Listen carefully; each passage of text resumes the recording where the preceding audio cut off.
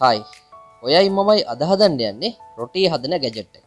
සමහරුන්ට පොඩි ප්‍රශ්න ටිකක් තියෙනවා මේක ඇත්තටම රවුමට රොටිය හැදෙයිද නැද්ද කියලා. මේක ඇත්තටම හොඳටම වැඩ කරනවා. පොඩි බඩු ටිකක් යන්නේ. අපි අද හදමු මේක. subscribe කරලා එකතු වෙන්න be smart. මේකේ ඔයාලා හදන්න කැමති size එකේ රොටිය ගානට ඔයාලට කැමති විදිහට ලෑලි කපා ගන්න පුළුවන්. ඇත්තටම මම නම් මෙතන කරන්නේ ලොකු බොරුවක්. ඔයාලට මේ ලෑලි කෑලි දෙක හදා ගන්න වෙන්නේ නම් ලී මඩුවකට ගිහිල්ලා සාමාන්‍ය රුපියල් 500ක් වගේ වෙනකොට මේ ලෑලි කෑලි දෙක ලස්සනට ගාලා ඔයාලට හදා ගන්න පුළුවන් මේකේ තියෙන විදිහට.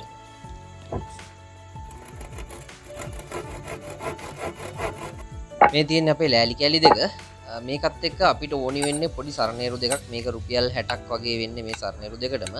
ඊට පස්සේ අඟල් 1.5 වගේ දිග ඇන දෙකයි තව පොඩි ඇන 4ක් වරින් සරණේරු අල්ලගන්න.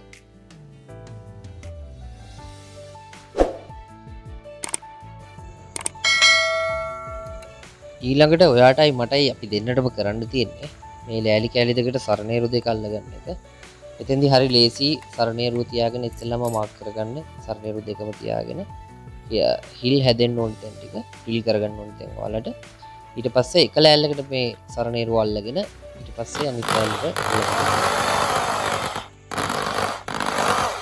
තව පොඩි දෙයක් මෙතෙන්දී කියන්න ඕනේ. ඔයාලා ඩ්‍රිල් කරනකොට හරි පරිස්සමෙන් ඔයාලගේ ඇනේ දිග බලලා ඒ දිගට විතරක් ගහගන්න. එහෙම නැතුව ගොඩක් ඇතුළට මේක ඩ්‍රිල් වුණොත් එimhe ඔයාලගේ ඇනේ බුරුලලා සරණේරුව ගැලවෙන්න සහ අර ලෑලි දෙක හෙලවෙන්න ඉඩ තියෙනවා.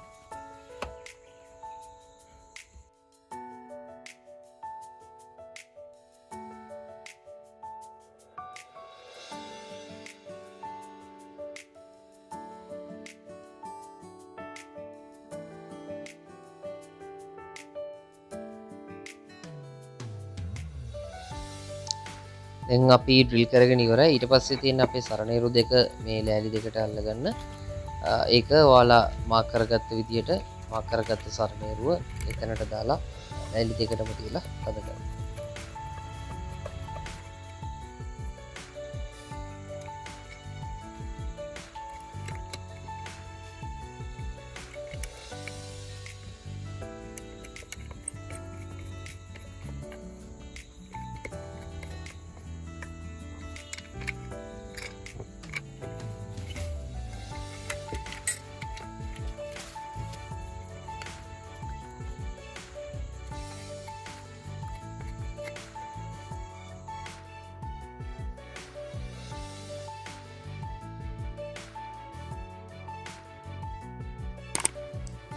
දැන් අපේ 80%ක්ම වැඩ ඉවරයි. අපිට දැන් තියෙන්නේ මේකේ හැන්ඩල් එක හදාගන්න එක විතරයි. මේකට ඔයාලට පරණ කොසුමිටක් වගේ එකක් පාවිච්චි කරන්න පුළුවන්. ඒක ඔයාලට ඕනි දිගට හැන්ඩල් එක ගන්න. මම නම් මෙතන අඟල් 9ක් වගේ දිගට තමයි අරගෙන තියෙන්නේ. ඒක අරගෙන මේක අරින්න වහන්න පුළුවන් ගන්නට ඔයාලට පහසු ගානකින් හැන්ඩල් එකේ තැන් දෙකක් මාක් කරගෙන ඒක ඩ්‍රිල් කරගන්න.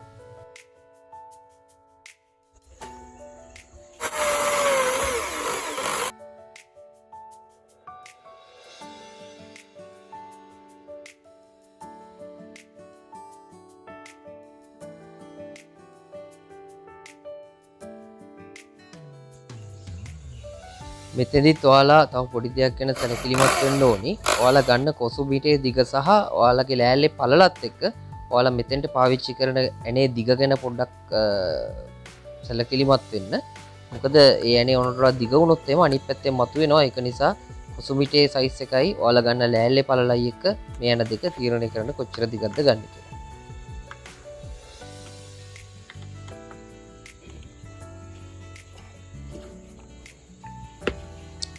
දැන් අපි අපේ රොටි හදන ගැජට් එක හදාගෙන ඉවරයි. අපි දැන් try කරමු මේක කොහොමද වැඩ කරන්නේ.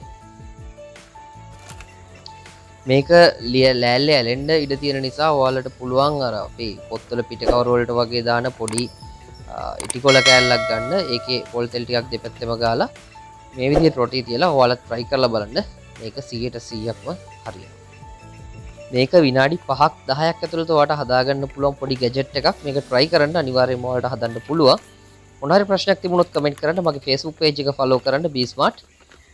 try කරලා බලලා මට කියන්න. එහෙනම් අපි ඊළඟ වීඩියෝ එකෙන් හම්බෙමු. subscribe කරලා තියාගන්න. thank you.